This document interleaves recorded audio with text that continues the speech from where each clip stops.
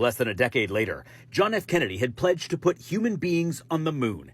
And because he was a progressive sort of guy, and because he knew he'd need the black vote when he ran for re-election, Kennedy selected Edward Dwight as the first African-American astronaut trainee.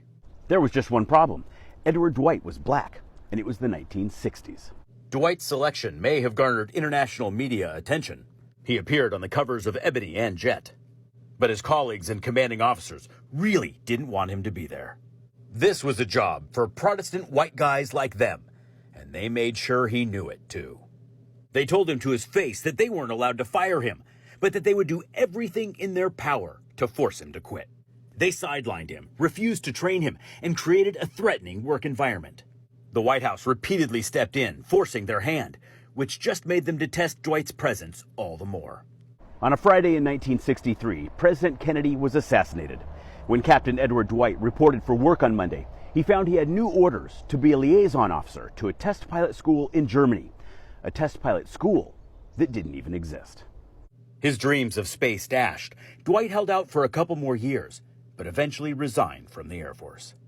He worked a number of jobs after that, engineer, real estate, computers at IBM, before he decided to go back to school and get a Master's of Fine Arts in sculpture.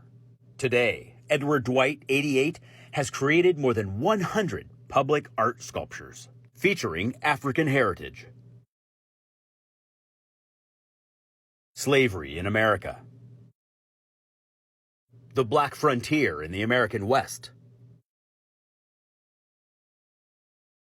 Jazz greats like Dizzy Gillespie, Louis Armstrong, Charlie Parker, Miles Davis, Benny Goodman, and Duke Ellington, as well as the African American experience.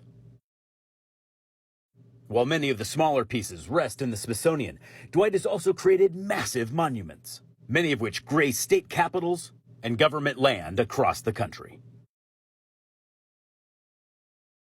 And while no one can say that Edward Dwight didn't make something significant out of his life, I can't help but wonder, and I'm certain he can't help but wonder, what might have happened had things worked out just a little bit differently. And in case you're curious, and you should be, it would take 20 more years before Guy Bluford became the first African-American man in space in 1983. The first African-American woman to go to space was Mae Jemison. She didn't do it until 1992.